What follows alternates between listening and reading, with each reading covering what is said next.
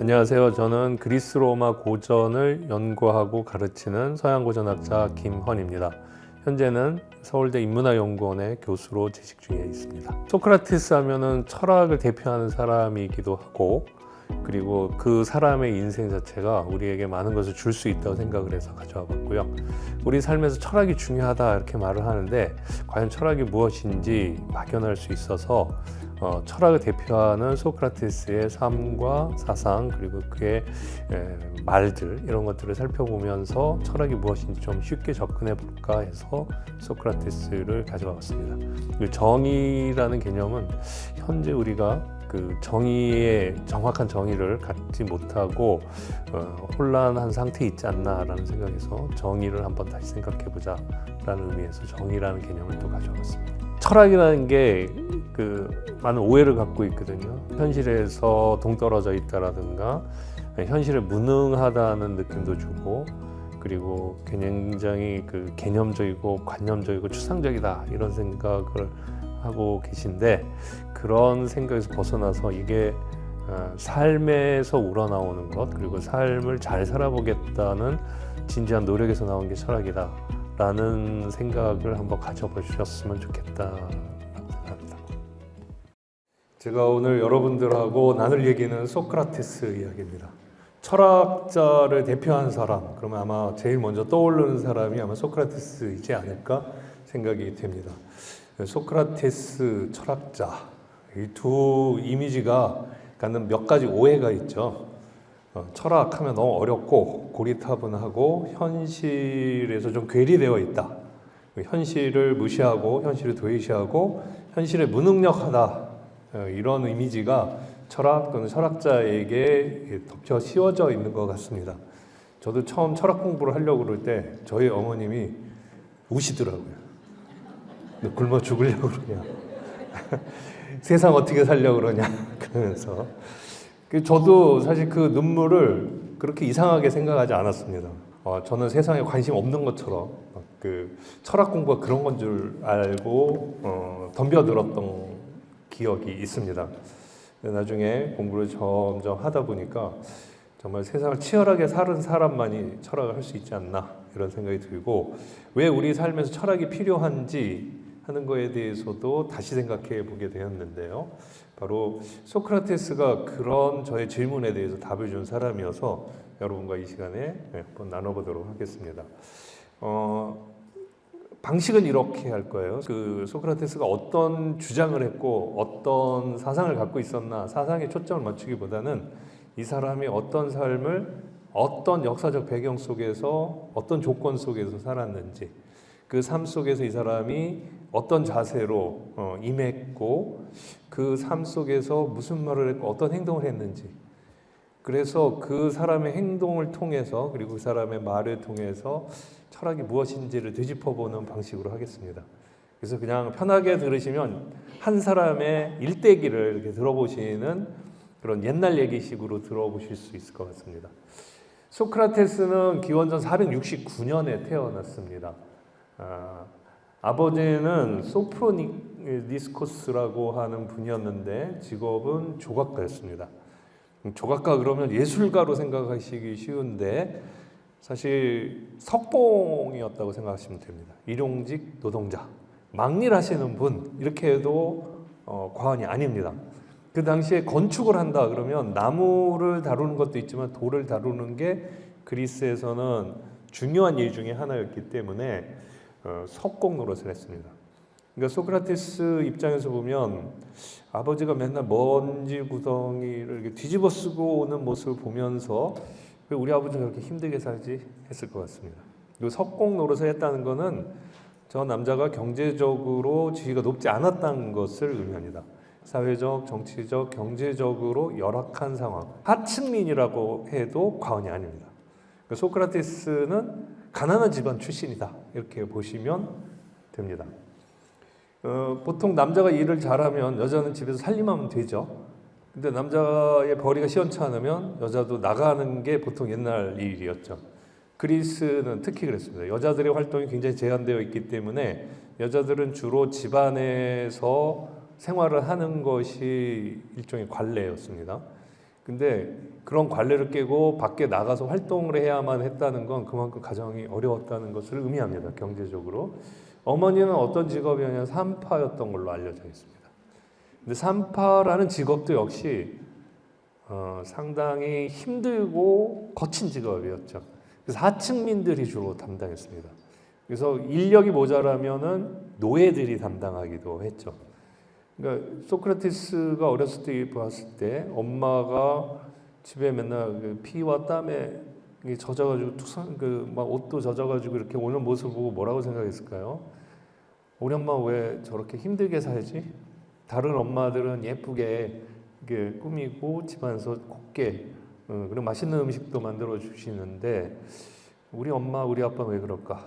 이런 궁금증이 있었겠죠. 자칫하면 이제 엄마 아빠를 창피하고 무시할 수 있는 그런 상황이었습니다. 근데 소크라테스는 기록에 의하면 어렸을 때부터 엄마 아빠에 대해서 굉장히 자부심을 가졌다고 합니다. 우리 아버지가 힘들게 일하지만 우리 아버지 너무 멋있다. 아무것도 아닌 돌덩어리를 다듬어서 멋있는 어떤 모양을 만들어내고 집을 만들어내고 와 우리 아버지 너무 멋있다. 나도 우리 아버지처럼 석공이 돼야지. 실제로 어렸을 때는 아버지 따라다녀서 석공 일을 했던 것으로 알려져 있습니다. 그러면서 뭐라고 했냐면 그러나 나는 돌 다듬는 거에만 그치지 않고 사람들의 영혼을 다듬는 사람이 되고 싶다. 이런 기특한 생각을 또 했다고 합니다. 어머니에 대해서도 우리 어머니 얼마나 훌륭하시냐. 힘들고 어려운 일이긴 하지만 산모의 고통을 완화시켜주면서 태아가 이 세상에 건강하고 안전하게 태어날 수 있도록 도와주니 얼마나 훌륭하신 분이냐. 나도 우리 엄마처럼 산파가 되어야겠다. 이런 마음을 먹었대요. 근데 실제 산파가 남자가 될 수는 없는 상황이었기 때문에 소크라테스의 결심은 영혼적으로 갔습니다. 나도 우리 엄마처럼 영혼의 산파가 되어야겠다. 모든 사람들의 내부에 영혼 속에 들어있는 그 사람의 잠재력과 가능성 그리고 훌륭한 성품을 바깥에 드러내는 그런 영혼의 산파가 되어야겠다. 이렇게 마음 먹었대요. 어렵고 힘든 상황 속에서 태어나고 자랐는데도 불구하고 구김살 없이 엄마 아빠를 창피하거나 무시하지 않고 엄마 아빠의 그 꾸준히 속에서도 장점을 발견하려고 노력하면서 자신의 생각을 다듬어 갔다는 이 소크라테스 굉장히 훌륭하다는 생각이 들었습니다. 여러분도 공감하시죠? 예. 자 이렇게 물어머 자라나는 이 소크라테스 뒷모습은 잘생긴 걸로 제가 그냥 골라왔습니다. 저기 소크라테스 뒷모습이라는 근거는 없습니다. 근데 앞모습은 남아 있어요. 어떻게 생겼냐면 이렇게 생겼답니다. 잘생겼나요? 네. 남성적으로 생겼나요? 남성미가 넘치나요? 그렇지 않죠? 그냥 닦아놓고 얘기해서 못생겼습니다. 그래서 어떤 얘기까지 나오냐면 나중에 야 그 아테네 못생긴 사람 있잖아. 그러면 소크라테스 뭐 이럴 정도였다는 거예요.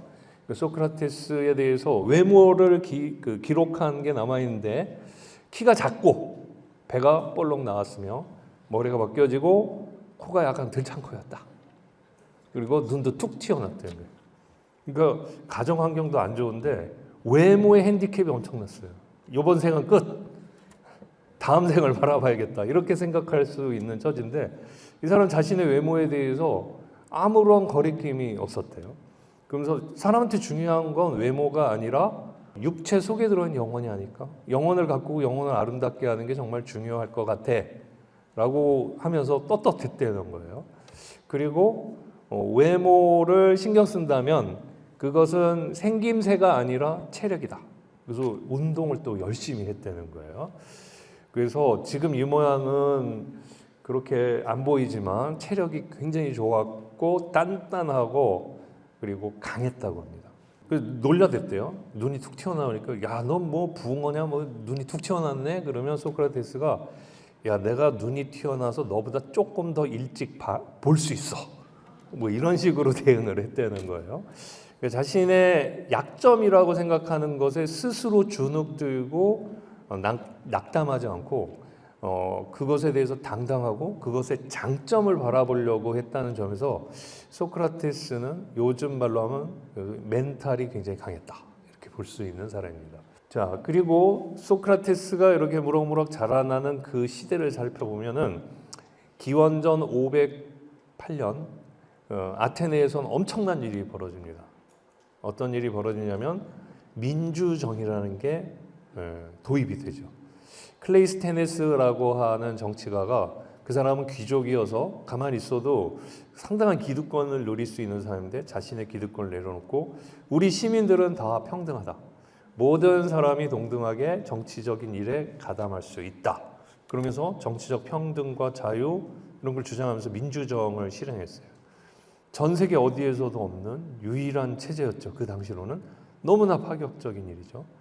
이 아테네가 나중에 알렉산더 대왕의 아버지 필리포스 그리고 알렉산더에 의해서 민주정이 없어진 이후 인류에서 민주정이 없어졌습니다.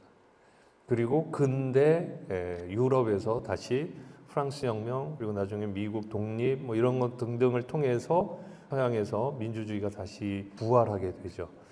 아테네는 바로 그런 나라였습니다. 인류 역사상 그 가장 기여를 많이 한 나라 그러면 아마 아테네가 되지 않을까 싶습니다. 지금 전 세계에서 민주주의를 폄하하지 않는 나라는 없죠. 민주주의가 아니라면 그건 잘못된 나라라고 생각을 모두가 공유하고 있다면 민주정 누구의 발명품이냐 그랬을 때 아테네의 발명품? 그렇다면 아테네가 끼친 영향은 엄청나다고 볼 수 있습니다. 근데 당시로 돌아가면 이 페리클레스라는 사람이 이걸 주도했었는데 급진적인 민주정을 취함으로써 소크라테스 같은 사람한테는 굉장히 유리한 체제가 된 거죠. 경제적으로, 정치적으로, 사회적으로 하층민이었으나 자신에게 권력을 줄 수 있는 민주주의 체제가 되니까 계층의 열악함이 자신의 발목을 잡지 않는 그런 체제가 된 거죠. 소크라테스는 그런 상황 속에서 자신의 꿈을 펼칠 수 있는 상황이 됐습니다. 특히 이 페리클레스라는 사람은 소크라테스가 태어나기 전에 아테네의 실권을 잡은 사람인데 이 사람이 그야말로 그 아테네를 중심으로 해서 주변에 있는 도시 국가들을 모아가지고 델로스 동맹이라는 걸 결성합니다. 좀 역사를 거슬러 올라가면은 그 당시까지 아테네를 비롯해서 그리스 전역에는 통일된 국가가 없었습니다. 아테네는 하나의 도시 국가였는데 그런 도시 국가가 한 700여 개 있었다고 합니다. 하나의 나라를 이루지 못하고 700여 개로 쪼개져 있었던 거예요. 우리나라는 그 역사를 들어보면 고구려 백제 신라 그리고 삼국시대 나라가 3개로 쪼개졌던 적이 있죠. 근데 그거랑 비교하면 그리스는 700개로 쪼개져 있었습니다. 그래서 작은 나라는 인구가 10,000명, 뭐 많아야 10만에서 20만. 이거 나라라고 할 수 있을까요? 그러니까 사람들이 이건 나라라고 하긴 뭐하고 도시인데 국가처럼 행세하고 그러니까 도시국가 이런 표현을 썼습니다. 그런 그 700여 개가 있으니까 지금의 이란이죠. 이란의 조상들이 페르시아 제국이었잖아요. 페르시아가 거대한 제국을 형성하고 쳐들어오는 바람에 그리스가 다 정복될 뻔했었죠. 근데 아테네가 앞장서서 페르시아를 밀어내고 델로스 동맹이라는 걸 만들어가지고 한 300여 개 나라를 모아가지고 우리가 하나의 국가를 이루지 못하더라도 페르시아같이 강대국이 쳐들어왔을 때 서로 군사적으로 도와주는 동맹을 맺자 하고 동맹을 결성하게 됩니다. 그리고 페리클레스가 이 동맹의 금고에 해당하는 것이 델로스 섬에 있었는데 그 델로스 섬에 있던 것을 아테네로 가져오게 됩니다. 그 델로스 동맹의 300여 개 국가가 다 각자 회비를 내겠죠. 예를 들면 그 객출금을 중립적인 장소인 델로스에다 놓고 전체를 관리하는 데 쓰도록 해놓은 것을 이 페리클레스라는 사람이 강력한 정치력을 동원해서 그 금고를 아테네로 가져오는 거예요. 자기 나라로. 그럼 회원국들이 반대하겠죠. 아니 왜 니네가 가져가? 네가 막 쓰려고 그러는 거 아니야? 근데 페리클레스 아랑곳하지 않고 그걸 밀어붙입니다. 그리고 그 돈을 가지고 정말 마음대로 썼습니다. 뭐 했었냐면 예전에 페르시아가 쳐들어왔고 아테네로 쑥밭을 만들어 놓은 적이 있는데 물론 페르시아를 물리치긴 했지만 아테네가 상당히 파괴가 됐었거든요. 파괴된 아테네를 재건하는 데에 이 델로스 동맹의 금고를 활용하게 됩니다. 이때 만들어진 게 뭐냐면 여러분들이 만약 그리스를 여행한다 그러면 가장 빼놓을 수 없는 것이 아테네죠. 아테네 갔다 그러면 당연히 아크로폴리스에 있는 파르테논 신전을 봐야 된다고 생각하실 거예요. 파르테논 신전을 보지 않는 그리스 여행은 그리스 여행이 아니다. 이렇게 할 정도로 그 파르테논 신전을 만든 사람이 누구냐면 바로 이 페리클레스입니다. 지금 이거는 상상해서 그린 그림인데 페리클레스가 파르테논 신전의 내부를 건설하는 걸 이렇게 주도하는 그런 모습이죠. 그래서 만들어 놓은 아테네가 이렇게 멋있는 아테네가 됐죠. 파르테논을 중심으로 해서 아크로폴리스 그리고 저 외곽에 보시면 담을 쌓아놨죠. 그래서 외적이 쳐들어왔을 때 쉽게 무너지지 않게 이렇게 만들어 놨습니다. 아테네 재건 사업. 물론 아테네 자체에도 은광이 개발되는 바람에 많은 재정적인 부강이 있었지만 아테네는 이 델로스 동맹 금고를 가져옴으로써 이것을 아크로폴리스를 비롯해서 아테네를 재건하는 데 썼어요. 그럼 이렇게 됐을 때 가장 바빠지는 직업이 뭘까요? 석공입니다. 그리고 그동안 일도 별로 없고 힘들게 살았던 소크라테스 아버지가 귀한 몸이 되신 거예요. 이게 민주주의 체제니까 막 노예로 끌어다가 많이 일시킬 수는 없거든요. 임금을 줘야 되는데 손이 구해지고 일이 많아지니까 석공의 임금이 평소보다 많이 높아졌대요. 아버지 쫓아다니면서 석공일에 대해서 긍정적인 마인드를 가지고 공부하고 석공 노릇을 했던 소크라테스도 돈을 벌 수 있는 아주 좋은 기회가 생긴 거죠.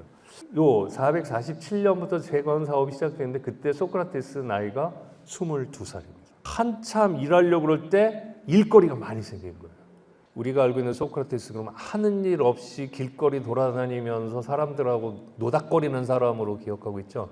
그건 늙었을 때 얘기고 젊었을 땐 열심히 일하던 사람이고 많은 학자들이 추정하기는 이 재건 사업이 22살부터 37살 한참 일할 나이잖아요. 이때 15년간 돈을 많이 벌어놨을 것이다. 이 사람이 뭐 딴 데 돈 쓰고 사치스러운 사람 아니어서 그걸 가지고 노년에 노닥거리고 살아도 괜찮을 만큼 사는 게 아닌가. 나중에 아무 일 하지 않고 마치 경제적으로 무능한 것처럼 철학이라는 이 활동을 하는데도 결코 지장이 없었던 거는 이 젊은 시절에 이런 대박을 쳤기 때문이 아닐까. 이렇게 추정할 수 있습니다. 소크라테스는 젊었을 때 열심히 석공으로 일을 했는데 석공에도 레벨이 있었습니다. 단순하게 뭐 네모 반듯하게 자르는 석공이 단순 석공이라면 정말 아름답게 조각을 할 수 있는 조각가 수준의 석공도 있었겠죠. 기록에 따르면 소크라테스가 파르테논 신전 옆에 카리스 3 여신상을 조각했다 하는 기록이 남아 있어요. 이게 소크라테스 작품이라는 건 아니에요. 후대에 이런 식으로 만들어놨는데 아마도 이것의 모델이 되고 모델이 되는 것이 소크라테스가 만든 것과도 통하지 않을까. 그래서 제가 참고 삼아 가져온 그림인데요. 이 정도 수준의 조각을 할 수 있는 사람은 단순 석공보다 임금이 4배에서 5배 높았다고 합니다. 그러니까 아버지 따라다니면서 열심히 긍정적으로 그 석공 일을 하던 소크라테스 더 아름답게 꾸미고 자기 그 기술과 재능을 막 개발하면서 이런 수준까지 올라갔더니 이런 일이 탁 터지면서 아마 경제적으로 상당한 부를 축적하지 않았을까.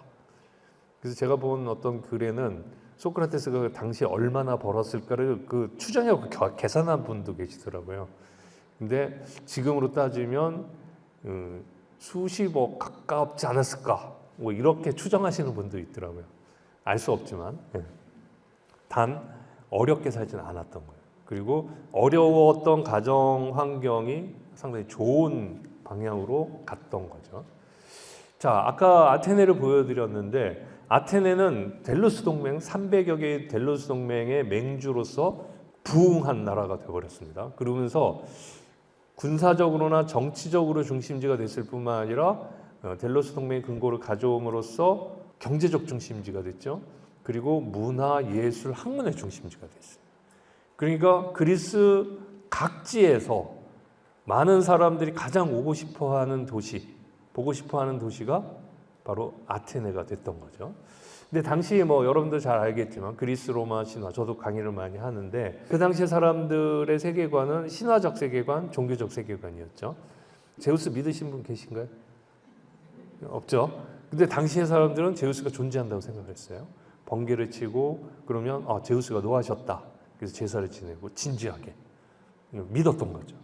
근데 점점 생각이 많아지고 똑똑해지면 사람들이 무슨 생각을 했냐면 과연 제우스가 있을까? 신이 있을까? 그러면서 세상을 좀 더 합리적으로 이성적으로 이해하려고 노력하는 사람들이 나타나기 시작했습니다. 소위 말하는 자연 철학자, 지금으로 말하는 과학자들이 나타난 거죠. 세상이 어떻게 구성되어 있는지 나는 좀 파고 들어야겠다. 뭐 제우스가 있고 뭐 포세이돈이 있고 이런 건 나 잠깐 제쳐두고 이 책상이 뭐로 되어 있는지, 비는 왜 내리는지, 폭풍은 왜 치는지 나는 이거를 좀 더 합리적이고 이성적으로 해석해 보겠다. 그러면서 나타난 사람들이 있었습니다. 지금 그 사람들이 던진 질문을 하나로 요약하면 이렇게 돼요. 만물은 뭐로 구성되어 있을까? 만물을 누가 만들었을까? 그럼 이런 신화적 세계관으로 갈 수밖에 없죠. 누가 만들었냐? 그러면 누가 해당하는 창조주를 생각하니까 종교적인 신화적인 세계관을 만들 수밖에 없죠. 근데 뭐로 이루어졌냐? 그러면 이걸 쪼개봐야 되고 그러니까 굉장히 과학적인 탐구로 가게 되고 세상을 과학적으로 설명하는 일이 벌어지죠. 이런 사람들이 가장 오고 싶어 했던 곳이 아테네였고 실제로 많이들 방문했어요.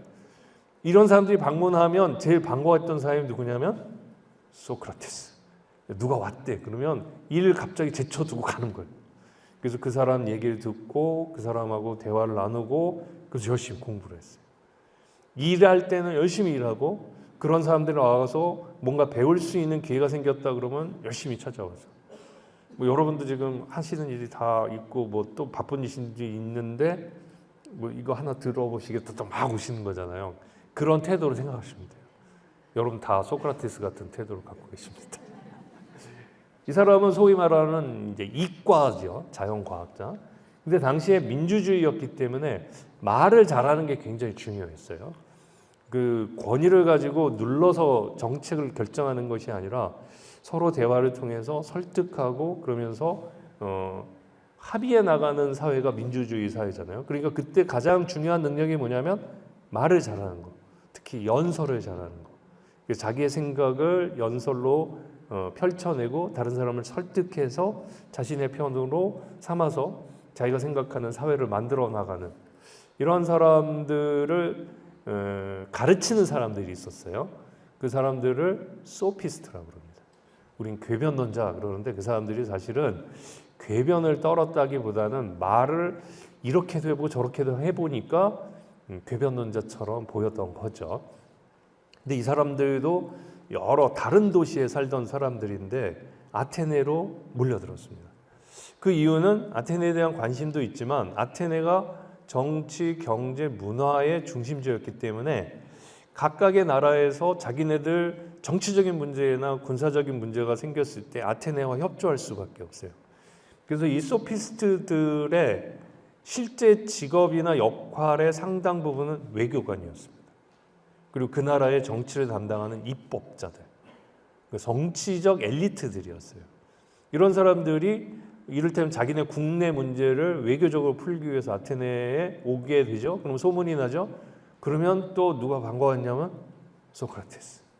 누가 왔대. 그러면 만사 제쳐두고 가서 그 사람한테 공부를 하고 그 사람에게 배우고 그 사람에게 막 묻고 질문하고 막 그러면서 공부를 해나갔습니다. 이 사람이 이것만 한 게 아니죠. 이거는 그 자신의 그 활동 중에 하나였고 자기는 열심히 일하고 돈 벌면서 틈틈이 좋은 선생님들이 왔다 그런 소문을 들으면 바로 와가지고 또 강의를 듣고 그랬던 거예요. 근데 이 시기에 이런 사회적 분위기에 독특한 인물이 하나 나타납니다. 이름은 아스파시아. 여잔데요. 아테네 사람이 아니라 저쪽 지금의 튀르키예 쪽에 있는 밀레토스 사람이에요. 이 사람이 이제 나도 아테네에 한번 와봐야겠다. 그래서 아테네에 왔다가 아테네에 그냥 완전히 반해버린 거예요. 아테네에 눌러 살면서 뭘 했냐면 일종의 살롱 같은 걸 열었어요. 그래서 남자들이 모여들면 술도 팔고 자기가 데리고 있는 여종들 중에 예쁜 여종들을 소위 말하는 이제 매춘도 하고 그랬다는 거예요. 남자들이 올 수밖에 없어요. 술 한잔 할까? 그럼 놀러 왔다가 아스파시아랑 얘기를 하는데 깜짝 놀라는 거예요. 이 여자의 식견이 너무 높은 거예요. 그 당시에 자연과학 이론도 거의 다 꿰고 있고, 그리고 말도 잘하고 정치적인 식견도 높고, 그러니까 많은 남자들 중에 특히 정치적 엘리트나 지식인들이 이곳에 모여들었어요. 그 중에 가장 단골 손님 중에 하나가 누구냐면 페리클레스, 아까 말했던 이 아테네를 가장 강성하게 만든 페리클레스라는 사람이 여기 왔다가 아스파시아와 대화하다가 깜짝 놀랐어요. 페리클레스는 자기가 정치적으로 고민하는 문제가 있으면 아스파시아와 상의를 했대요. 그래서 정치적 멘토처럼 여겼다는 거예요. 그리고 파르테논을 만들고 뭐 이렇게 각종 문화적인 정책을 썼던 것도 아스파시아의 조언이 많이 있었을 것이다, 영향이 있었을 것이다 라고 추정들을 합니다. 이 두 사람의 관계가 점점점 깊어져 갖고 페리클레스가 나중에 어떻게 하냐면 자기의 본처를 버리고 이혼을 하고 이 여자와 사실혼 관계에 들어갑니다. 그 둘 사이에 아들도 나요. 근데 아들은 아테네 시민이 아니에요. 왜? 그 당시에는 아테네 시민이 되려면 엄마 아빠가 다 아테네 출신이어야 되거든요. 근데 그 아스파시아가 외국인 출신이잖아요. 그러니까 시민권이 없는 거예요. 아테네 시민이 아닌 거예요. 근데 이 사람이 나중에 시민이 돼요. 어떻게 했을까요? 법을 바꿨어요. 아빠가 아테네인이면 시민으로 해주자. 그러니까 사람들이 이렇게 보고 와, 저거 지 아들 시민 만들려고 저러는구나 라고 다 알면서도 그래, 페리클레스도 한번 봐주자. 그러면서 해줬다는 거예요. 그러니까 페리클레스가 그만큼 아테네 시민들의 신망을 얻었던 거죠. 여기에 또 하나 중요한 단골 손님이 있었으니 바로 소크라테스. 그 여자에 대한 소문이 쭉쭉쭉 퍼지니까 그래? 나도 그러면 한번 가서 어느 정도인지 한번 가봐야겠다. 그래서 가서 얘기를 했는데 깜짝 놀랐죠. 그래서 나중에는 아스파시아를 선생님이라고 부릅니다. 지금 남아있는 기록 중에는 그런 게 있어요. 어떤 아테네에 연설을 하는 그런 그 기회가 있었는데 소크라테스가 나도 연설 잘할 수 있어. 그러면서 내가 아스파시아 선생님한테 배웠거든. 그러면서 자랑하는 부분이 나와요. 근데 아스파시아 선생님이 여자고 이렇게 아주 예쁘게 생겨서 상냥할 것 같지만 사실 되게 엄해. 막 숙제 안 해오고 그러면 회초리로 막 때리고 나 맞을 뻔했어. 그래서 소크라테스가 그런 말 하는 게 지금도 남아 있습니다. 그러니까 소크라테스는 이 아스파시아의 그 살롱 그룹에 들어가서 열심히 공부했죠. 그러니까 소크라테스는 열심히 일을 하면서 자신의 경제적 활동도 하고 자기가 필요한 공부를 할 수 있는 곳이면 정말 열심히 뛰어다니면서 열정적으로 공부를 했던 사람이에요. 자, 이렇게 1살, 2살 먹어갖고 37살까지 갔죠. 그런데 갑자기 전쟁에 휩싸이게 됩니다.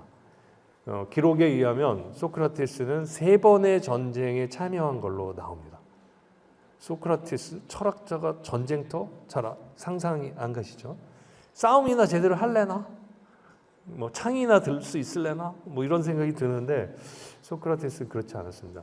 여기 보면 이게 아테네고 스파르타인데 이게 페르시아거든요. 페르시아가 쳐들어왔을 때 아테네랑 스파르타가 손을 잡고 얘네들을 밀어냈어요. 그리고 아테네가 여기쯤에 델로스가 있는데 델로스 여기를 중심으로 삼아가지고 해안가에 있는 그리고 섬나라를 다 모아가지고 델로스 동맹을 결성했다고 그랬죠. 이 지금 빨간색이 아테네를 중심으로 한 델로스 동맹이라고 보시면 돼요. 그리고 스파르타는 이 아테네가 이렇게 급부상하니까 아차 싶어가지고 그동안 자기가 관리하고 있던 이 반도를 펠로포네소스 반도라고 하는데 펠로포네소스를 중심으로 해서 여러 나라들을 모아가지고 펠로포네소스 동맹을 만듭니다. 그리스 내에 2개의 군사적 동맹이 결성됐는데 둘이 협조하면서 얘네들을 막아내면 좋겠죠. 근데 그 협조 관계가 점점점 깨지면서 서로 견제하고 대결하고 갈등하더니 결국 전쟁으로 비화하게 됩니다.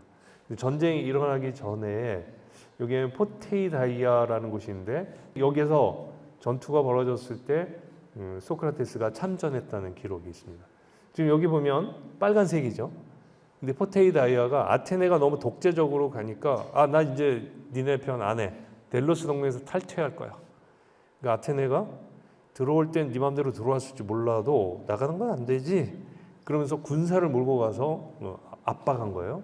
그러니까 포테이다이아가 기댈 곳이 어디겠어요? 스파르타죠. 근데 스파르타한테 직접적으로 도와주지 못하고 스파르타가 이쪽에는 코린토스, 성경에는 고린도라는 곳이 있죠.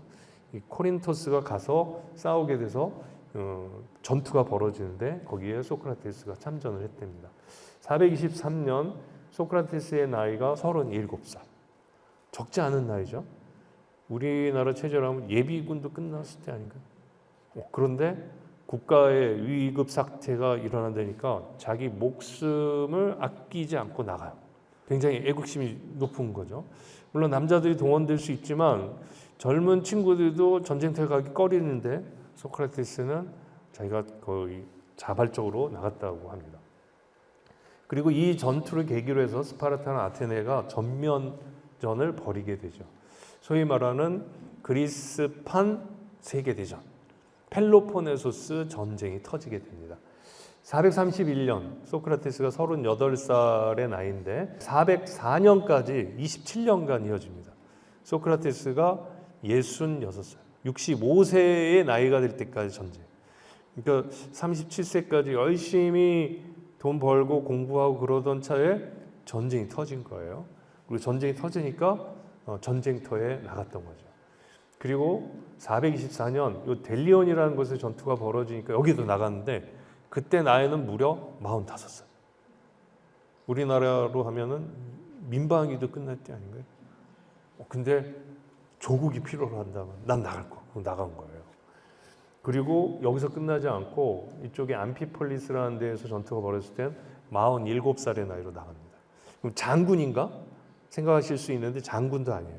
그냥 일개 보병으로 나갔다는 거예요. 그러니까 이거는 국가를 사랑하고 아테네를 사랑하지 않으면 나올 수 없는 행동이라고 볼 수 있죠. 이 전투에 대한 기록이 몇 개 남아 있습니다.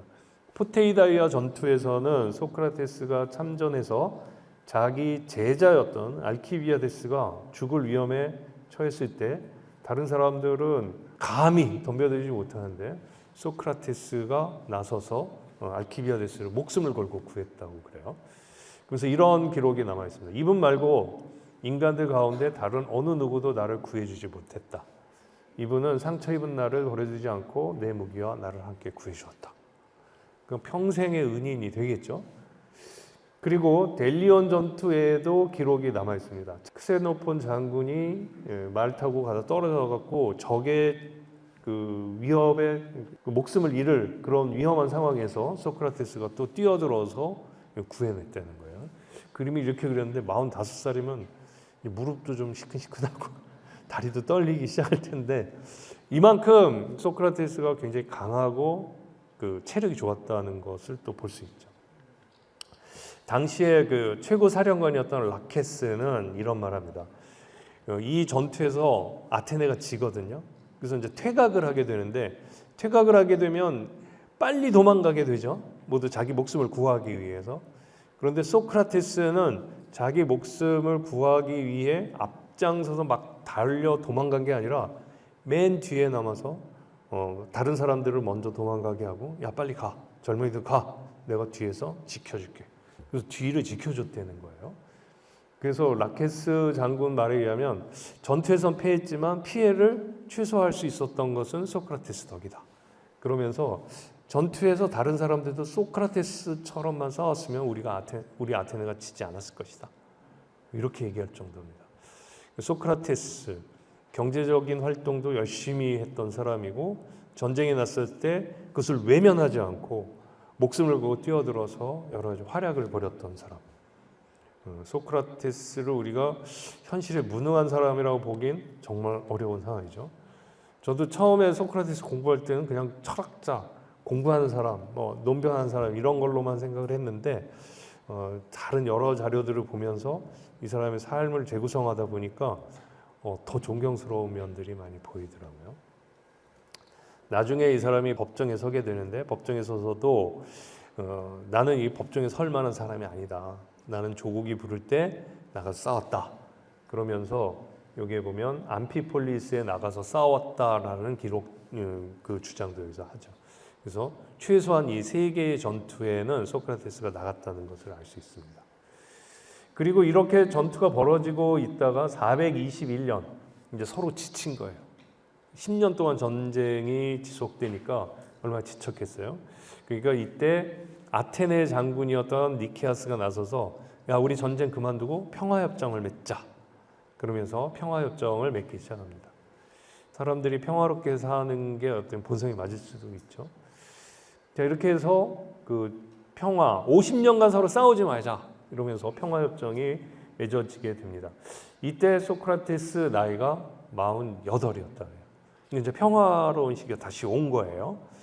그 젊었을 때 많이 벌어둔 거 있고, 그리고 전쟁터에 나가서 이렇게 싸우면서 또 여러 가지 활동을 했었을 테고, 딱 이렇게 그래서 평화 시기가 오니까 뭘 했겠어요? 바로 결혼을 하게 됩니다. 결혼을 50대 초반에 했대요. 크산티페와 결혼을 했다는 거예요. 그러니까 그동안 너무 바쁘게 산 거예요. 결혼도, 연애도 못하고 열심히 살다가 크산티페랑 결혼했는데 신랑의 나이는 50대 초반, 신부 크산티페의 나이는 몇 살이었을까요? 네, 10대예요. 17살 정도? 그러면 띠동갑에 가깝거든요. 근데 두 띠동갑도 아니고 세 띠동갑인 거예요. 어떻게 이런 결혼이 가능했을까? 굉장히 놀랍죠? 소크라테스 대단합니다. 여러 명을 해서. 그리고 소크라테스가 70세에 세상을 떠나게 되는데 그것도 병들거나 뭐 나약해서 죽은 게 아니라 사약을 먹을 수밖에 없어요. 사형당해서 죽었거든요. 그러니까 아마 그 일 없었으면 이 사람은 90살 넘게 살았을 거예요. 근데 70대 나이에 3살짜리 아들이 있었습니다. 여기만 봐도 그냥 인간적으로 치열하게 살고 정말 정열의 열정에 넘치는 사람인 걸 알 수 있죠. 자, 그런데 뜻밖의 사건이 일어납니다. 461년인데요. 멜로스 사건이라는 게 벌어지게 됩니다. 지금 휴전 기간이죠. 휴전이면 평화를 위해 노력해야 될 텐데 아테네가 평화를 위해서 노력하기보다는 이 평화협정 언젠간 깨진다. 그러면 또 붙어야 되는데 또 붙기까지 전열을 정비하자. 이런 생각을 더 많이 했어요. 평화협정의 정신에 위배되는 거죠. 평화를 위해 노력하기보다는 다시 터질 전쟁을 준비하고 있었는데 그 사건 와중에 요곳을 탐하게 됩니다. 여기가 멜로스라는 곳이에요. 여기와 관련된 사건이 416년에 벌어지는데 어떤 사건이냐면 여기 보면 이게 멜로스라고 그랬죠. 색깔이 뭐로 되어 있나요? 회색이죠. 회색은 뭘 의미하죠? 빨간색은 아테네 편, 파란색은 스파르타, 이거는 중립이에요. 우린 안 싸운다. 니네들이 왜 치고받고 싸우는데 우리는 개입하지 않겠다. 그 중립을 선언한 나라들이에요. 몇 개 이렇게 보이죠? 이런 나라들은 중립을 선언했어요. 아테네에 보니까 요거를 먹어버리면 요 스파르타를 견제하고 포위 공격하기가 너무 좋은 거예요. 그래서 군대를 보내가지고 야, 너 우리 델로스 동맹에 들어와라. 점잖게 제안했을까요? 그냥 칼 들고 들어와. 이런 거예요. 그러니까 멜로스 입장에서 야, 우리 싫어. 너 힘 있다고 우리가 원하지 않는데 힘으로 강요하는 건 정의롭지 않아. 이렇게 얘기한 거예요. 이 둘 사이에 외교적인 문제로 협상이 이루어지는데 이 협상이 기록에 지금 남아있어요. 그 당시 아테네 장군이었던 투키디데스라는 사람이 이걸 기록해서 후대에 남겼는데 우리나라에서는 투키디데스의 펠로폰네소스 전쟁사라고 해서 번역되어 남아 있습니다. 여러분들이 관심 있게 보실 수 있는 책입니다. 자, 이 대화 내용을 제가 좀 간략하게 요약해서 한번 전해드리죠. 정의롭지 못하다. 그러니까 아테네가 얘기합니다. 인간관계에서 정의란 힘이 대등할 때나 통하는 것이지 실제로는 강자는 할 수 있는 것을 관찰하고 약자는 거기에 순응해야 한다는 것쯤은 여러분도 우리 못지않게 아실 텐데요. 이렇게 얘기한 거예요. 그러니까 여러분 정말 정의를 무시하는군요. 정의를 무시하고 득실에 관해서만 논의하자고 하는 말인데 우리가 보기에는 보편적인 선이라는 원칙이 있고 그것을 지키는 게 여러분들에게도 이득이 될 것 같습니다. 그러니까 득실? 그렇소. 우리는 여러분을 우리의 권한 안에 편입시키고 싶소. 그것이 우리에게도 당신들에게도 이익이 될 것이오. 놀러 와. 그러고서 끌어들여갖고 자기네 식민지처럼 샀는데 그게 아테네에도 이득이 되고 멜로스에도 이득이 된대요. 이해가 되시나요? 그러니까 아니 여러분이 우리의 주인이 되는 것이 여러분한테는 이득이 된다는 거 내가 알겠어. 근데 그게 여러분들에게 이득이 되듯이 우리가 여러분의 노예가 되는 것이 어떻게 우리한테 이익이 될 수 있겠습니까? 참 이상한 양반이네. 이렇게 된 거죠. 그러니까 아테네가 뭐라고 그러냐면 이래요. 여러분은 우리에게 항복함으로써 무서운 재앙을 면하고 우리는 여러분을 사륙하지 않고 살려두는 것이니 여러분한테도 이익이지. 말이 되나요? 이거죠. 우리 밑으로 들어올래 죽을래? 어떤 게 더 이득인가요? 죽는 것과 들어오는 것 두 개 놓고 고르라는 거예요. 안 들어가는 게 이 사람들한테는 최이득인데 그거는 선택지가 없어요. 이런 일이 벌어진 게 지금 2400년 전인데 지금은 안 그런가요? 똑같아요? 지금 더 심하죠? 그런 것 같아. 인간 안 변한 것 같아요. 그랬더니 여러분은 우리가 어느 쪽에도 가담하지 않고 적대적이 아니라 호의적인 중립국가로 남는 것을 용인할 수 없단 말입니까? 좀 놔두면 안 되겠니? 그러니까 없어. 딱 잘라요. 여러분의 호의가 여러분의 적대감보다 우리에게 더 위험하고 여러분의 호의는 우리가 무력하다는 증표로 여러분의 증오심은 우리가 강력하다는 증거로 우리 속국들에게 받아들여질 테니까요. 그러니까 아테네가 이렇게 나오니까 이제 힘이 없잖아요. 그리고 이제 할 수 있는 게 뭐예요? 내가 누구한테 맞았어요. 그럼 내가 때리려고 보니까 나보다 세. 난 힘이 없어. 그럼 어떡하죠?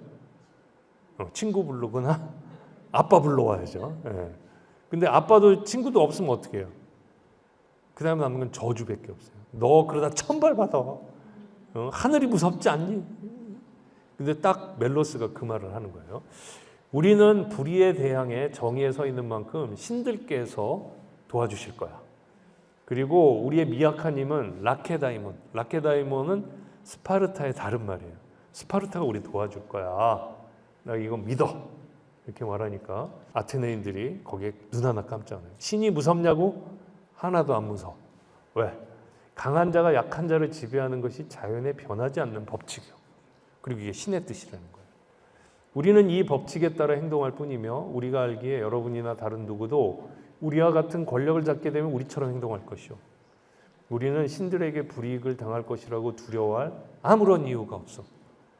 라케다이몬, 스파르타인들이 여러분을 도우러 올 것이라는 여러분의 기대에 관해서 말하자면 우리는 여러분의 순진함에 감탄하면서도 여러분의 어리석음에 동정을 금할 수가 없어. 스파르타가 온다고 못 와. 지금 평화협정 기간이기 때문에 걔네 함부로 안 움직여. 자칫하다면 이게 평화협정을 깨는 게 걔네들이 돼버리니까요. 그렇죠? 그 다음에 우리는 해군이 세고 스파르타는 육군이 센데 니네 도우려면 배 타고 우리한테 와야 되는데 바다에 싸우면 우리가 세. 스파르타가 겁나서 안 올걸? 진짜 안 왔어요.